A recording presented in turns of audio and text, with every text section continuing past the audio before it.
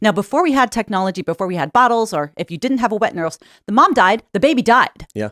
Our species does not have a lot of experience with motherless babies because babies cannot live without mothers. I don't agree with this. Well, so and I'll tell perhaps you now why. the answer is inducing lactation in men so the men can.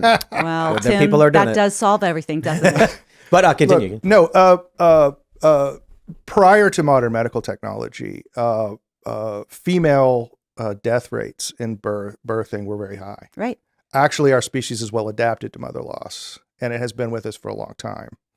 That doesn't mean, however, I'm not stretching this to mean that the problems that we're talking about of motherless not being well studied. I think the real reason is that motherlessness is just comparatively much more rare That's in right. modern society, and you have a hard time even getting study groups to do it. It's, Right, our because main social problem is father loss, and that's why. Well, because biology, again, women are working within a chemical system. Once the baby is born, during pregnancy and childbirth especially, and then especially once you start breastfeeding, there is oxytocin spikes in the woman that literally will chemically bond her to the baby. The baby is bonded to her. And that happens It's on the regular for the first couple years of a child's even life. deeper than that. I'll give you an example from my own children's birth. So you know that I used IVF. I do. Right? So my children are not genetically related to my ex-wife. Okay? So they're only genetically related to me. and this is the son that you were having. Both of them. Both of The them. legal issue. With. Both of them. Interesting. So when Jude was born, he would have died without modern medical intervention, and he came out very traumatized. And I was the first one to hold him, and he went straight to the NICU, and he was dying, straight up dying. So they have this thing where they often have the mother come into the NICU and touch the child, and the mere touch of the mother can cause a healing response That's right. in the child. Wow. So not knowing that we had used IVF, they asked my ex-wife to go in and do this, and it had no effect. Wow.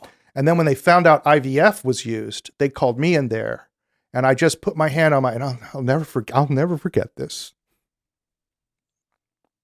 My son was dying, and I touched his back, and I put my hand on his back, and in 5 minutes, he went to normal.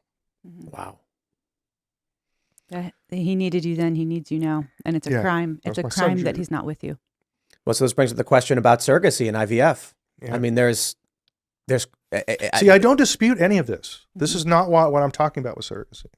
So I think your argument's probably going to be very effective from a men's right position. It's not going to be effective from a children's rights position. Yeah, I don't even take the men's rights position.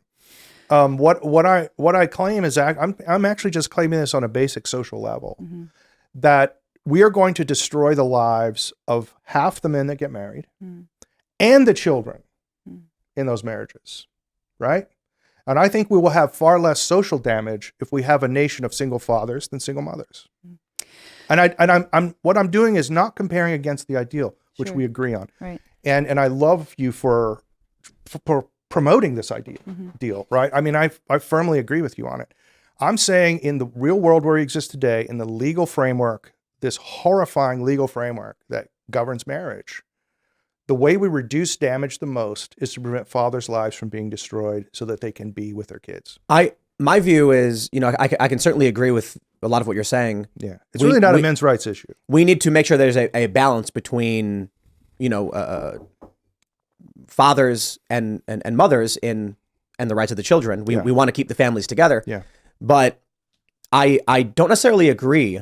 I understand that the data we have so far shows that in the immediate, the things we care about the most, without a father, crime, etc. Yes. But I have to say, I think if you have a society where there is a disproportionate amount of motherless children, Yes. you are going to have a dysfunctional society that in some other way. Well, I think it's only necessary for my argument that it be no worse than the current society. Right. We can avoid destroying half of the men who get married. And so my argument only requires that it be no worse. And I claim that it is no worse. So let me break down what surrogacy is from the children's rights perspective. What surrogacy is, at its core, is the trifurcation of the mother.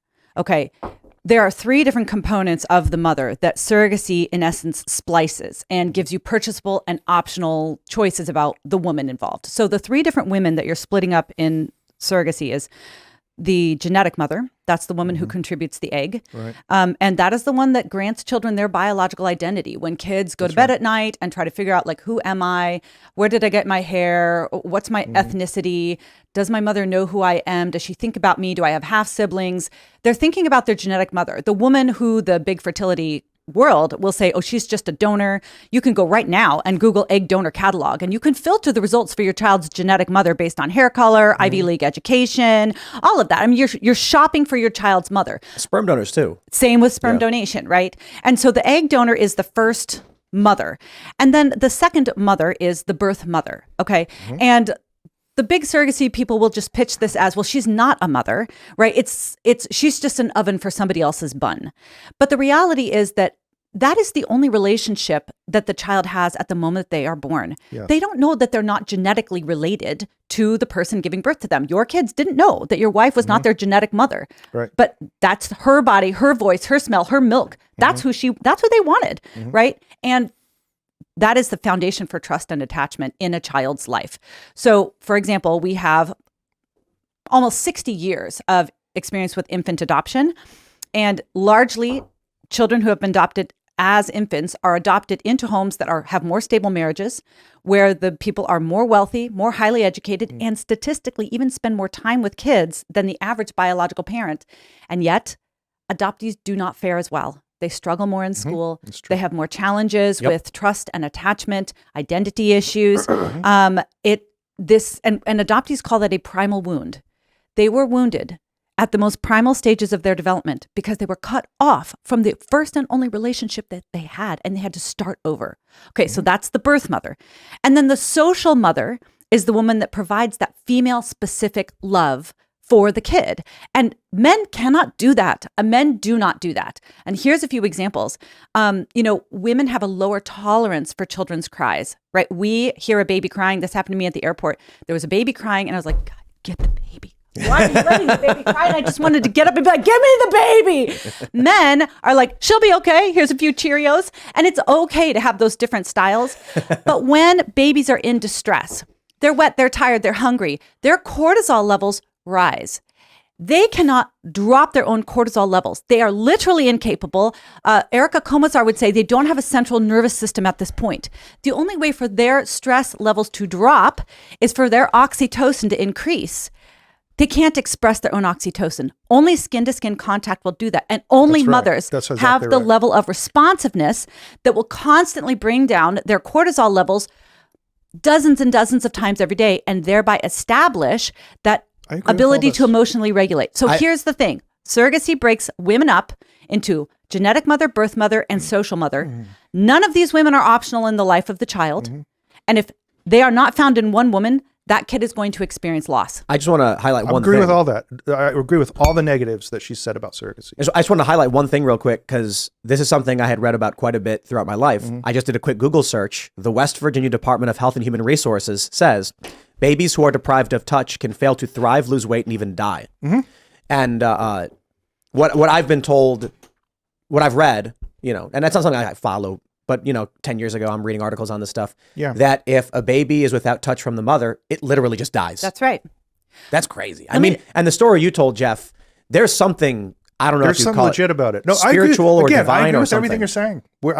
We don't really dispute the facts here. We're not disputing the facts. It sounds like then if we recognize it is a detriment that we go through IVF and surrogacy because of what the legal system is doing, then it seems like the solution should be to change the culture in the legal system. That's correct. So here's where we get into the sticky area of policy, right?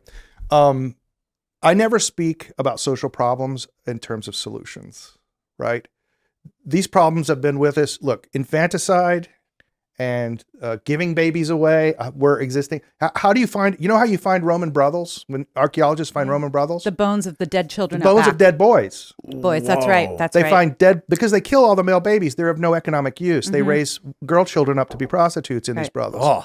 So that's how they find them. Okay. So this is an ancient problem. It's never going away from us, but we should think in terms of mitigating these problems and minimizing them. And that's a better way of thinking about them, I think. So I don't ever talk in terms of solutions. The solution is, I believe, ending no-fault divorce, right? Completely ending no-fault divorce, And I would be even willing to compromise because we live in a world, a democracy, where we have to, I would compromise and say, you may have no-fault divorce if there are no children in the marriage.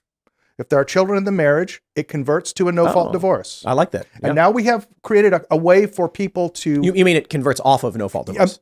You would have to go to an at-fault model at that point. Yeah, you go to an at-fault model when you have children. Okay. Yeah? Yeah. So, and I'm willing to compromise with people who want these sort of what I call emotional marriages. You know, I'm willing, okay, fine, let's do that. I think we have to do some other things with, correcting the legal system around domestic violence and some other stuff. There are legal ways to do this. I'm just telling you that you're fighting because of Title 4D reimbursements to the states, which are heavily invested in divorce and only exist when fathers are out of the home, just like the welfare system destroyed the black families in this country.